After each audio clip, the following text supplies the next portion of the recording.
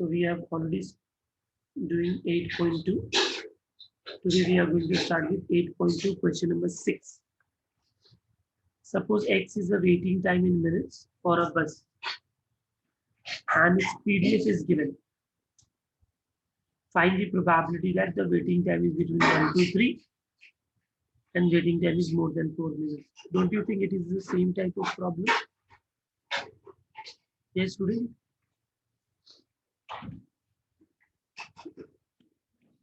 तो क्विकली कर लेते हैं, इससे हमारा रिवाइज भी हो जाएगा लास्ट टाइम के टाइप के प्रॉब्लम्स.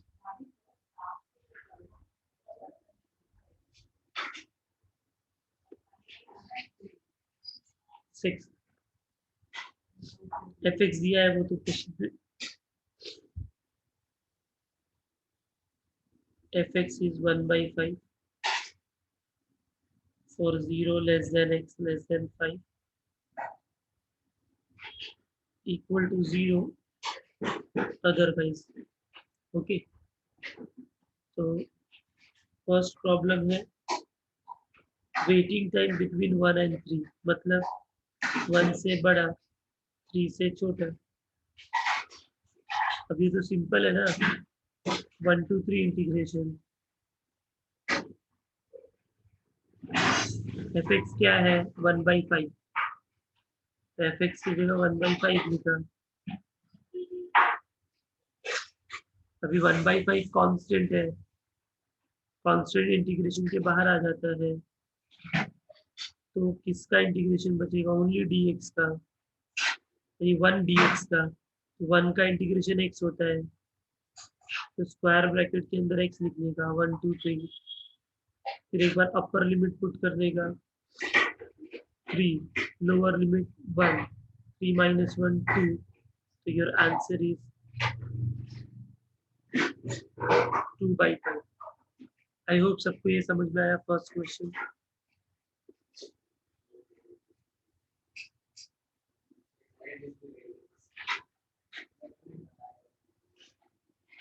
ठीक है, अभी दूसरा क्वेश्चन उसके अंदर ही है. Probability that the waiting time is more than 4. More than 4 मतलब x should be greater than 4. अभी रेंज देखो फंक्शन का क्या दिया है, 0 और 5 के बीच में, तो मोर देन 4 कहाँ तक हो सकता है? मोर देन 4 कहाँ तक हो सकता है? 5 तक. इसका मतलब इन शॉर्ट में ऐसा बोल सकता हूँ कि मोर देन 4 मतलब 4 से बड़ा और 5 से छोटा, 5 या 5 से छोटा. यस सर नो, क्योंकि 5 से ज्यादा तो हो ही नहीं सकता, राइट? तो इसका मतलब 4 to 5 इंटीग्रेशन, फंक्शन तो सेम रहने वाला है, 1/5. 1/5 अंदर गया बाहर गया, 1 का integration.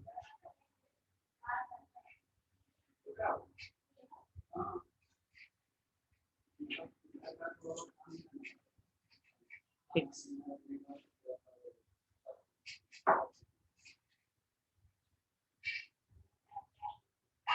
have you all understood?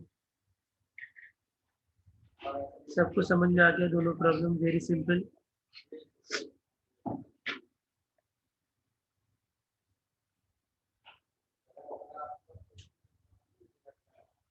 Okay, please complete this.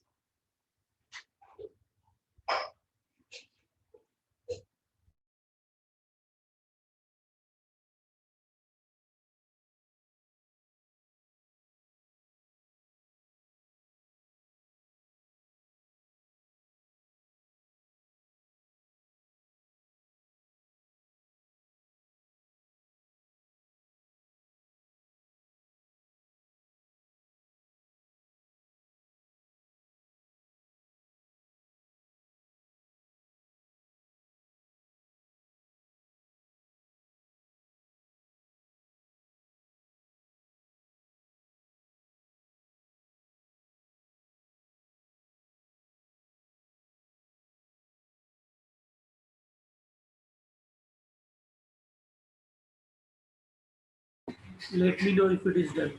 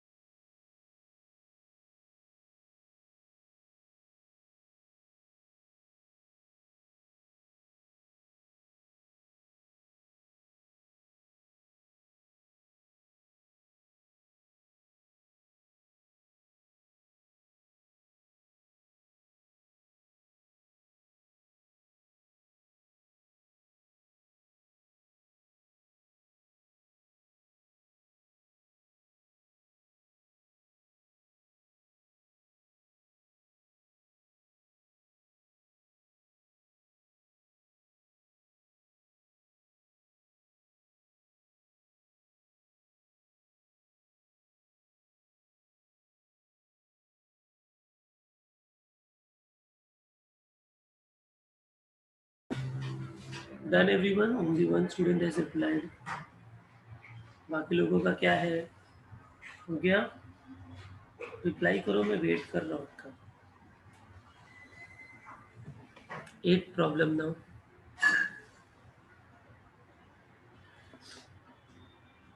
C 8th problem में f of x is given as x by 8 for 0 less than x less than 4 and it is equal to 0 otherwise.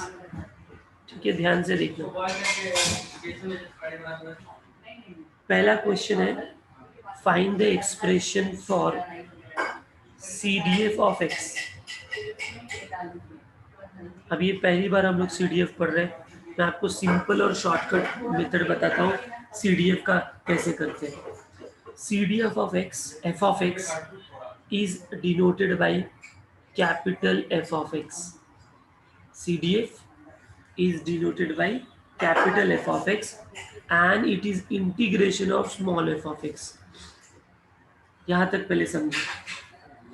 CDF of small f of x is capital F of x and it is given by integration of small f of x.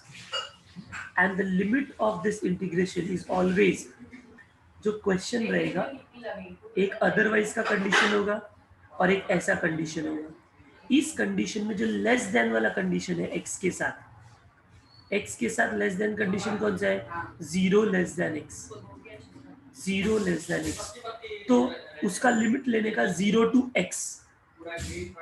अगर ये होता 1 less than x तो 1 to x, 2 less than x. इसका कुछ मतलब नहीं है, यही लेने का. 0 लेस देन x मतलब 0 टू x. देखो 0 टू x और इसको सॉल्व करने का कैसे? तो f ऑफ x क्या है? x बाई 8 है. अब मैं सॉल्व कर रहा हूँ. x by 8 dx 0 to x. 1 by 8 को बाहर लिखा तो बचेगा x का इंटीग्रेशन 0 टू x. अब करते जाओ जैसे आप करते हो. 1 बाई 8 x का integration x square by 2 0 to x. अब इसके बाद क्या करते थे हम लोग? अपर लिमिट पुट करते थे, लोअर लिमिट. x पुट करेंगे, x की जगह तो x ही रहने वाला है ना. x पुट करेंगे अगर x की जगह तो x ही रहने वाला है. तो 1 बाई 8 पहले से बाहर है. x की जगह x पुट किया तो x square by 2 minus 0 put किया 0 स्क्वायर बाई 2. 0 स्क्वायर बाई 2 तो 0 हो जाएगा. x square by 2 into 1 by 8. तो हमेशा इसका आंसर x पे ही आएगा क्योंकि ये कैपिटल F ऑफ x हम फाइंड कर रहे हैं. ये आपका CDF हो जाएगा बच्चों. सबको समझ में आया? सबको समझ में आया? लिख लो चलो इसको. लिमिट मेन इंपॉर्टेंट है. लिमिट हमने कैसे लिया? ठीक है, सॉल्व करो और बताओ हो गया तो।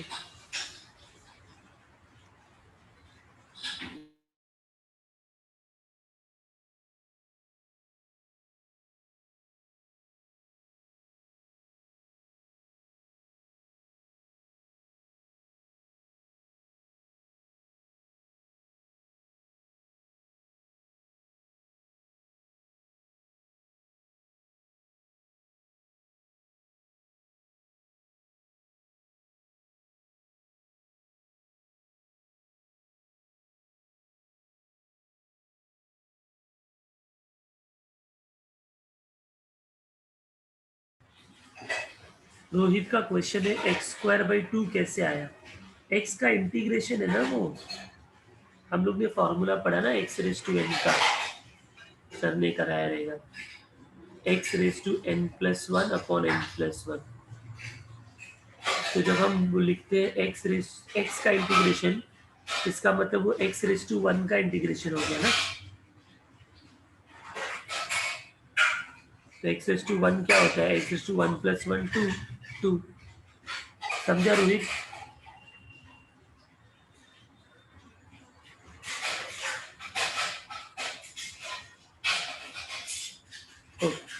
सो I hope this question is done.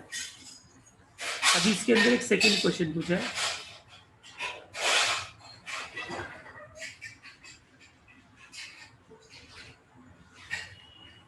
Find f of x find करना है if x is 0.5, 1.7 and 4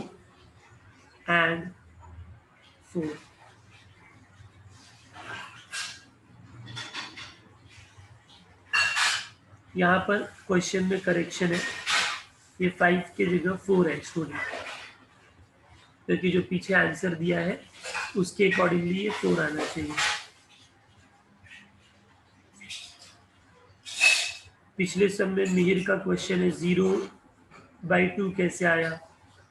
last सब में मैंने बताया ना, डेफिनेट इंटीग्रेशन के बाद जैसी इंटीग्रेशन आया हम स्क्वायर ब्रैकेट लगाते हैं और फिर लिमिट 0 to x लिखते हैं ऐसे। फिर अंदर जहां पर x है एक बार x के जगह अपर लिमिट पुट करते हैं, फिर माइनस कंपलसरी लिखते हैं, फिर x के जगह लोअर लिमिट पुट करते हैं। तो पहले x की जगह x पुट किया तो यही आया, फिर बाद में x की जगह 0 पुट किया तो ये आया। समझा नहीं? पिछले समय में भी तो वही किया था ना, देखो ना क्या किया, x आंसर आया, x आया आंसर, फिर एक बार पहले x की जगह 3 पुट किया, फिर x की जगह 1 पुट किया, राइट। ओके, सो ये कैसे निकालेंगे बच्चों? तो बहुत ही सिंपल है ना, ऑलरेडी तुमको ये मालूम है f ऑफ x, आपको बस x की जगह 0.5, 1.7 एंड 4 पुट करना है। अरे हाँ या ना, तुमने f ऑफ x निकाल के रखा है x²/16, ठीक है, राइट। अच्छा, इसका रेंज भी वही होता है जो x का रेंज होता है क्वेश्चन में, fx का रेंज होता है, तो ये इसी रेंज के अंदर ही आते हैं ना तीनों,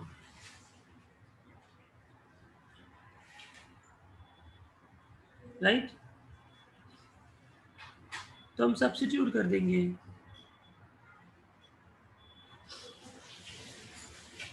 तो कैसे निकालोगे? सबसे पहला f ऑफ 0.5, वो क्या होगा, 0.5 का स्क्वायर डिवाइड बाई 16, फिर 1.7, वो होगा 1.7 का स्क्वायर अपॉन 16, फिर होगा f ऑफ 4 का square upon 16, 4 square is 16, 16/16 is 1। 5 क्यों करेक्शन किया स्टूडेंट्स?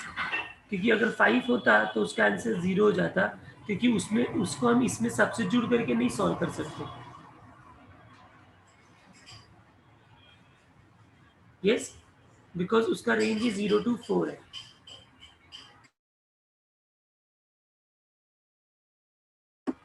समझ में आ रहा है? चलो बाकी के तीनों सॉल्व करो और आंसर पोस्ट करो।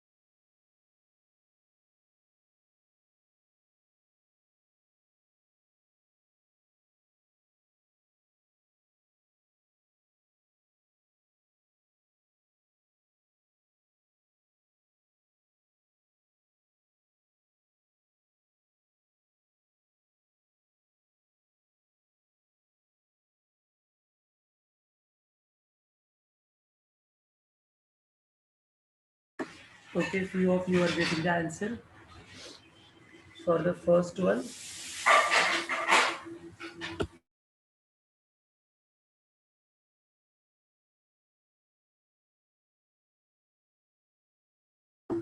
इतना डेसिमल में फाइंड करने की जरूरत नहीं थी।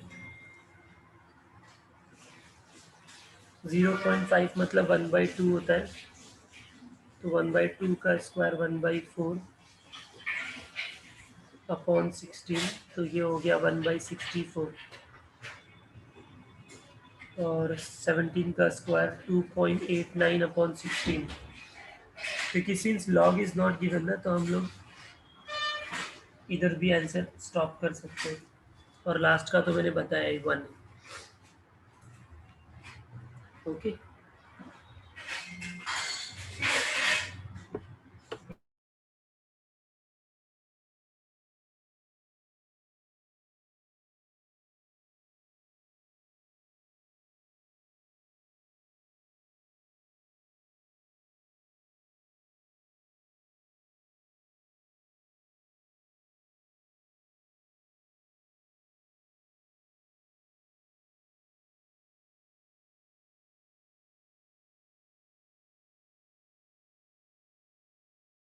okay, it's done now. Now, 9th you have already done it. Question number 10. देखो टेक्स्ट बुक में question number 10।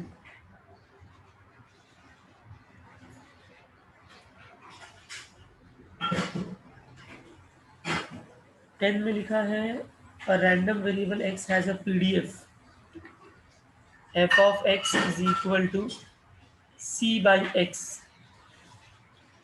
for 1 less than x less than 3 equal to 0 otherwise c is positive number, ऐसा दिया है, c is greater than 0। we have to find small c, then e of x, then v of x, expectation x, variance x। अभी पहली बार expectation हम लोग find करने जा रहे हैं फॉर कंटिन्यूअस। पहले तो हमको मालूम है डिस्क्रीट था तो क्या था, डिस्क्रीट था तो क्या था, summation x P x is E x, याद आ रहा है? फिर ई एक्स स्क्वायर निकालते थे, एक्स स्क्वायर पी एक्स, बाद में फॉर्मूला था वेरिएंस का। ठीक है, तो अब इसको कैसे करेंगे? एक ही प्रॉब्लम है कंटिन्यूअस में एक्सपेक्टेशन का, if it comes it will come for 4 marks. Okay, ध्यान दो।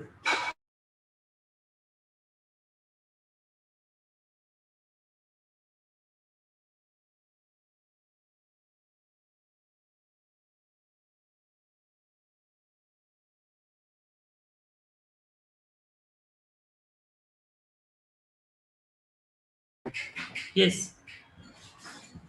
अभी देखो, सबसे पहला सी फाइंड करना तो इजी है स्टूडेंट्स। बताओ कैसे करोगे, सी फाइंड करोगे, जल्दी बताओ, फिर मैं आगे का बताता हूँ। How will you find out C? So there was a property na of a PDF, that integration from minus infinity to infinity is always 1. Yes or no? So we know for any PDF, जैसे discrete में होता था summation 1, यहाँ पर होगा integration minus infinity to infinity, हमेशा क्या होता है 1। बट फिर माइनस इंफिनिटी से इंफिनिटी रेंज नहीं है अपना, तो 1 2 3 है रेंज। तो इसका मतलब 1 2 3 इंटीग्रेशन 1 होगा। तो 1 2 3 f of x D x is 1। Substitute कर दो फंक्शन की जगह c by x. So 1 2 3 c by x D x is 1। C constant उसको बाहर लिखा। Okay, 1/x as it is. What is integration of 1/x students? What is integration of 1/x integration? तो आपने पढ़ा रहेगा 1/x का इंटीग्रेशन होता है log x, फिर स्क्वायर ब्रैकेट, और फिर 1 2 3 लिमिट लिखा। फिर एक बार अपर लिमिट पुट किया, अपर लिमिट x के जगह अपर लिमिट, तो अपने को मिलेगा log 3 माइनस, फिर लोअर लिमिट पुट किया तो अपने को मिलेगा log 1। समझ के लो ध्यान से। डेफिनेट में क्या होता है, इंटीग्रेशन करने के बाद we put upper limit minus lower limit is equal to 1। फिर क्या होगा, अभी log a minus log b, तो प्रॉपर्टी बोलता है log of a upon b हो जाता है 3/1। तो 3/1 क्या होता है 3। तो c log 3 इज 1।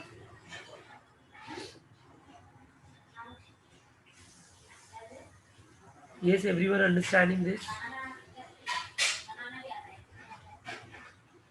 तो इससे अपने को c का वैल्यू पता चल गया 1/log 3।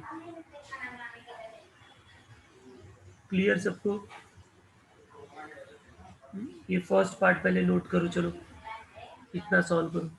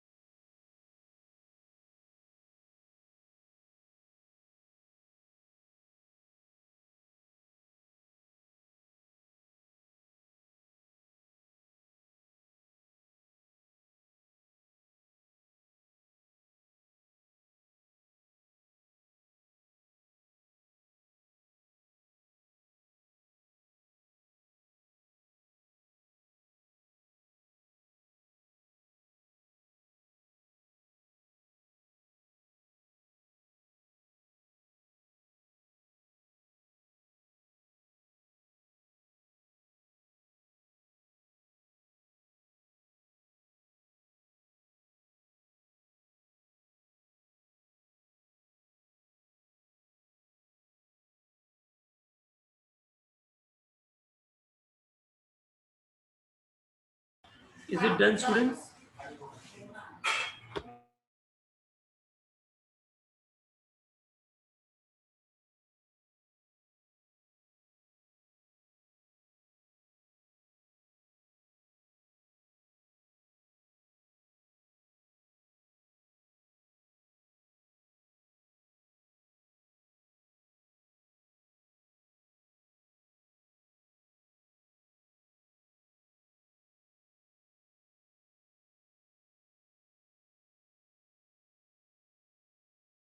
Okay, so once we have done with C, next question है expectation of X, right students?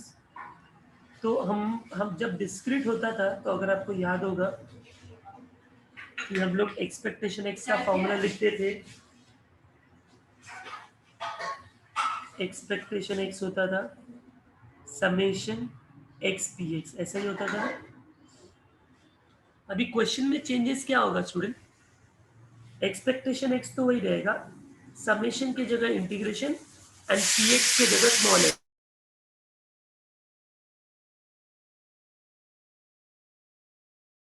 Yes, summation की जगह इंटीग्रेशन एक्स पी एक्स रहेगा, पी एक्स की जगह एफ एक्स। सबको समझ में आया फॉर्मूला फॉर एक्सपेक्टेशन? और रेंज क्या होगा, इंटीग्रेशन का लिमिट क्या होगा? तो जो फंक्शन का लिमिट है ना 1 2 3, वो पूरा का पूरा as it is E X का रेंज 1 2 3। ठीक है, अब देखते हैं इसका इंटीग्रेशन।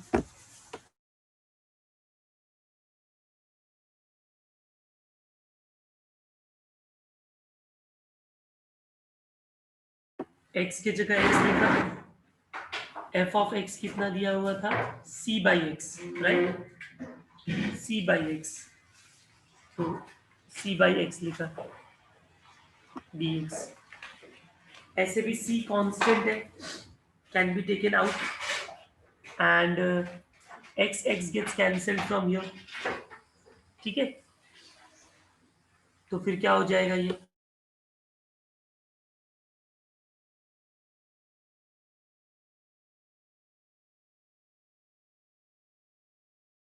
वन का इंटीग्रेशन बचेगा। वन का इंटीग्रेशन हमको मालूम है और सी का वैल्यू भी हमको मालूम है, 1/log 3 है। तो सी का वैल्यू मैंने 1/log 3 लिखा, वन का इंटीग्रेशन एक्स लिखा, लिमिट फ्रॉम 1 to 3, वापस एक बार upper limit minus lower limit,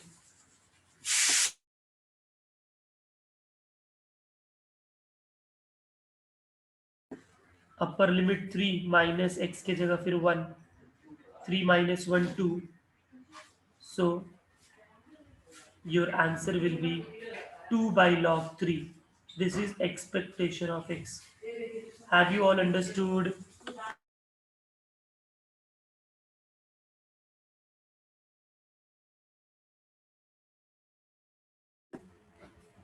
Please write down this.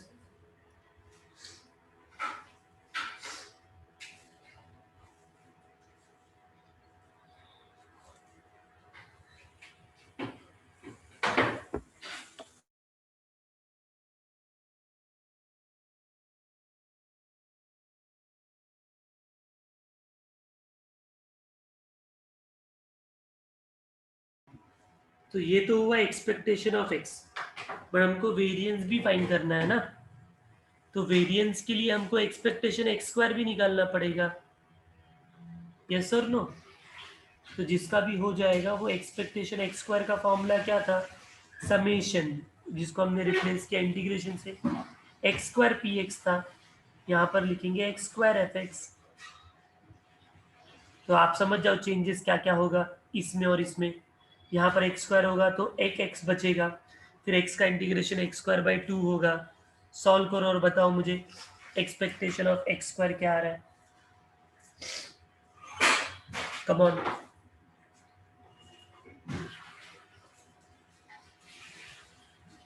So it is X square into C by x D X, limit तो वही रहेगा 1 2 3, सी कांस्टेंट बाहर लिख दिया। ठीक है, फिर एक्स स्क्वायर से एक्स कैंसिल तो एक एक्स बच जाएगा, उस एक एक्स का इंटीग्रेशन होगा एक्स स्क्वायर बाई 2 1 2 3। सी का वैल्यू 1/log 3। एक्स की जगह 3 पुट किया, 3 square by 2 minus 1 square by 2। X की जगह 3, एक्स की जगह 3, एक्स की जगह 3, एक्स की जगह 1, 1/log 3, 9/2 माइनस 1/2।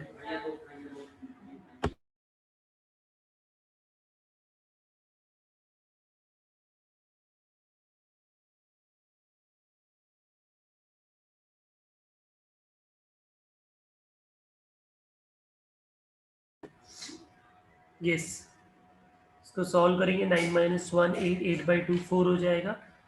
तो 4/log 3 is expectation of x square आ गया। क्लियर?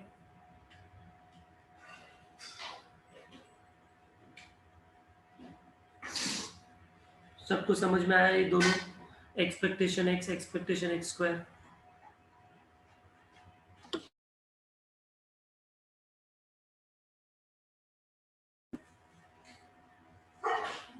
अब जैसी एक्सपेक्टेशन आ गया, एक्सपेक्टेशन एक्स स्क्वायर आ गया, तो हम वेरिएंस कैसे फाइंड करते थे स्टूडेंट्स?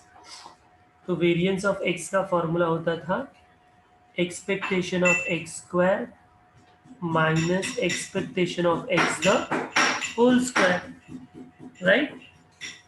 अब हम इसके अंदर हमने जो फाइंड किया वो कर देते हैं सब्स्टिट्यूट। एक्सपेक्टेशन एक्स स्क्वायर है 4/log 3 as it is, E X है 2/log 3 उसका होल स्क्वायर। ठीक है, इसको सॉल्व करोगे तो अपने को मिलेगा 4/log 3 as it is, square करेंगे इसका तो 2 का स्क्वायर 4 एंड log 3 का square log 3 the whole square. ठीक है, अब इसको आगे क्या सॉल्व करना है? यस, इसको एज इट इज रखने देंगे। ज़्यादा से ज़्यादा 4/log 3 कॉमन ले सकते हो, राइट? या तो एलसीएम ले सकते हो, तो एलसीएम हो जाएगा log 3 द होल स्क्वायर। तो इधर भी log 3 का मल्टीप्लाई करेंगे तो 4/log 3 माइनस 4 हो जाएगा and 4 we can take common, so log 3 minus 1 upon log 3 the whole square. This is your variance of x. Have you all understood this part?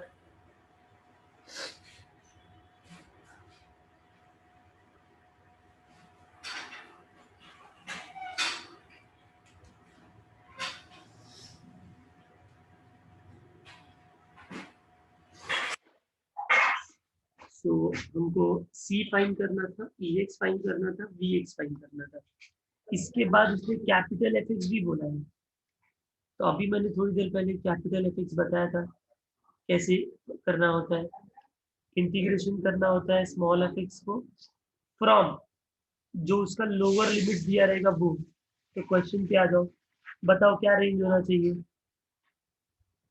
ये range है स्मॉल एफ एक्स का, तो capital F x का range क्या होना चाहिए? जल्दी बताओ। मैंने बताया था आपको अभी लास्ट प्रॉब्लम में 1 2 x। Very good, 1 2 x, x हमेशा होगा उसके अंदर। तो ये हो जाएगा यहाँ पर 1 2 x। ठीक है, तो अभी equal to 1 2 x, F X है c/x, राइट? तो c बाहर बचेगा 1/x का इंटीग्रेशन। c का वैल्यू होता है 1/log 3, हमने निकाला है 1/x का इंटीग्रेशन होगा log x from 1 to x, 1/log 3 as it is. एक बार x की जगह x पुट किया तो log x हो जाएगा, माइनस x की जगह 1 पुट किया, राइट। तो क्या हो जाएगा, log 1 हो जाएगा। तो ये क्या हो जाएगा, 1/log 3, log a by log b क्या होता है, log of a by b। x/1 x होता है, तो इसका मतलब your final answer is log x by log 3. This is capital F(x). Yes, everyone understood. Please complete this entire problem. So this was quite a big problem. बहुत सारी चीजें इसके अंदर थी, ठीक है। चलो सॉल्व करो।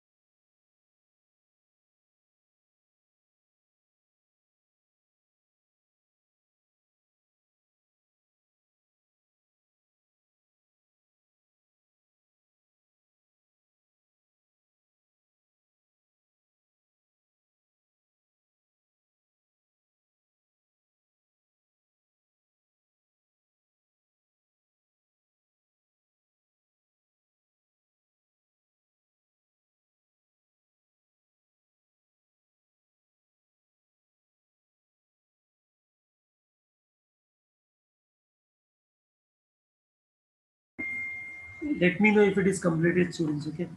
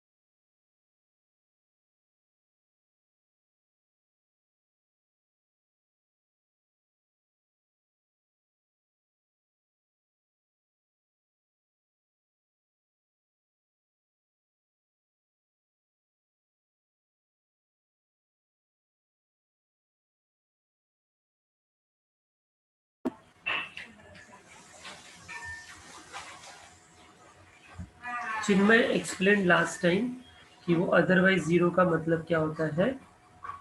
अदरवाइज जीरो का मतलब अगर x का वैल्यू 1 2 3 है तो ये होगा उसका f ऑफ x। बट अगर 1 2 3 के बाहर किसी भी वैल्यू पे अगर आपको एफ एक्स फाइंड करना है तो वो जीरो होगा। पिछले क्वेश्चन में क्यों करेक्शन किया, f(5) क्वेश्चन में था, तो f(5) के लिए आंसर जीरो हो जाता ना, क्योंकि f(x) का रेंज ही 0 to 4 है। बट अगर आपको क्या मालूम है, आपको लगता है कि f(x) दिया है तो अभी कुछ भी पुट बोलेगा तो x के जगह वो पुट करने का, ऐसा नहीं है। उसका रेंज में भी तो वो होना चाहिए ना, वो x का रेंज दिया हुआ। तो अदरवाइज जीरो मतलब उस रेंज को छोड़ के बाकी के सभी के लिए अदरवाइज जीरो है। I hope it's clear now.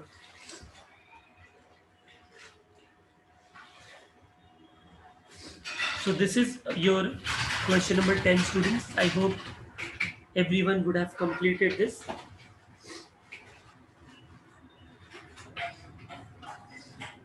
And that's the end of this exercise 8.2, which was completely based on continuous random variable.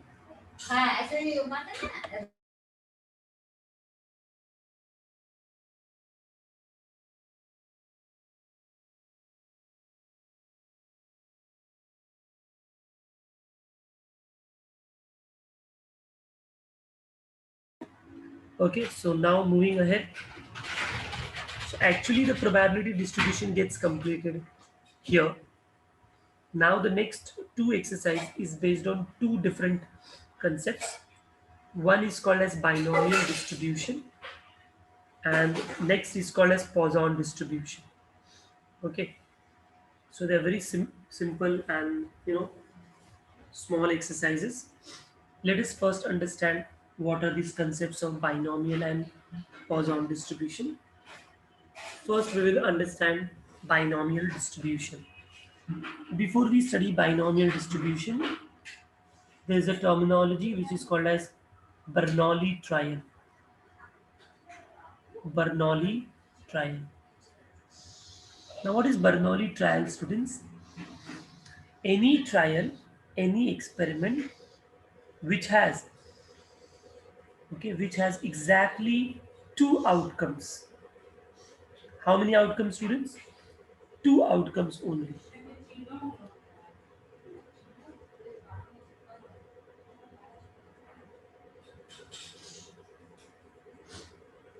Yes.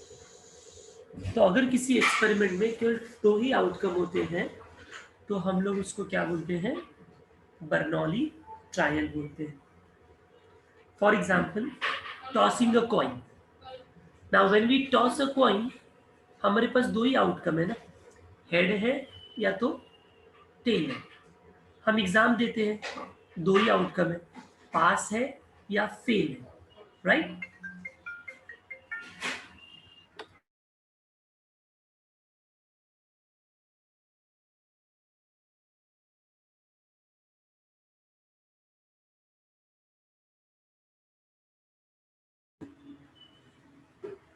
Yes. But अगर मैं बात करूं थ्रोइंग अ डाइस का, अगर मैं एक डाइस को थ्रो करूं स्टूडेंट्स, तो उसके अंदर कितने एक्सपेरिमेंट होंगे, आउटकम्स होंगे?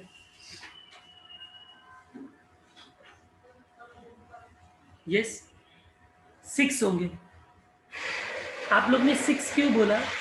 बिकॉज मैं x हमेशा एज्यूम करता था x is number appear on the upper most face. तो number appear on the upper most face होगा इधर 1 2 3 4 5 6, राइट? बट अगर मैं अब ऐसा बोलूं कि x इज ऑड या इवन, तो कितने आउटकम होंगे?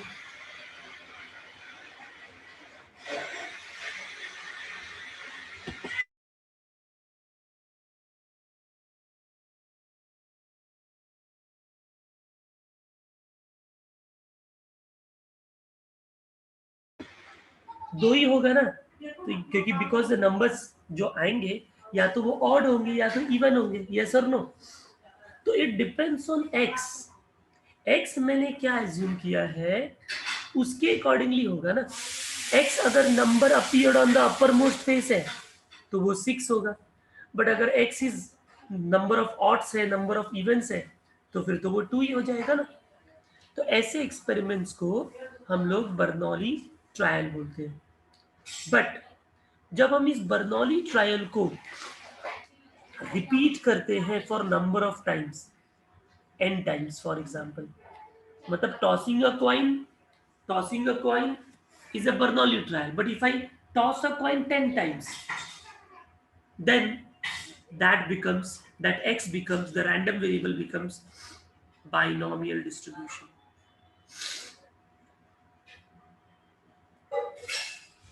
Binomial distribution. Yes.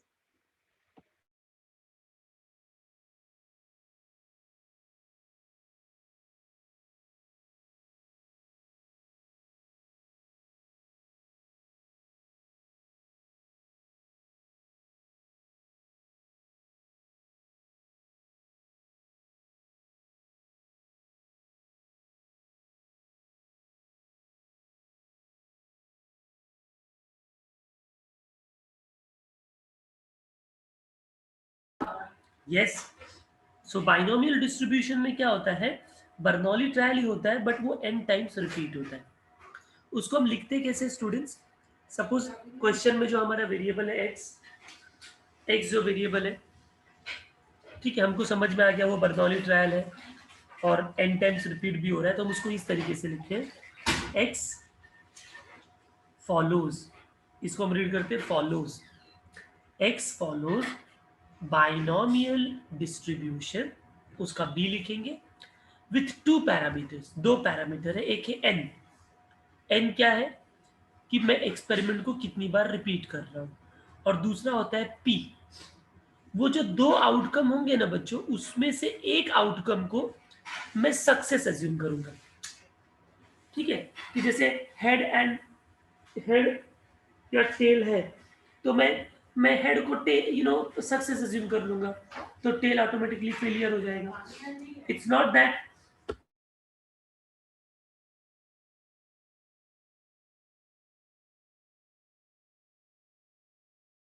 Not that कि हमको हमेशा हेड को ही सक्सेस लेना है, आप टेल को सक्सेस लोगे तो हेड फेलियर होगा।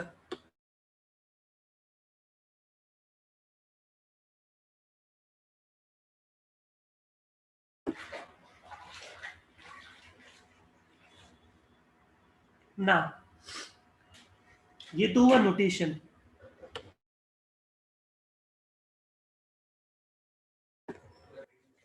ओके, इसके बाद हम लिखते हैं it's PDF is given by,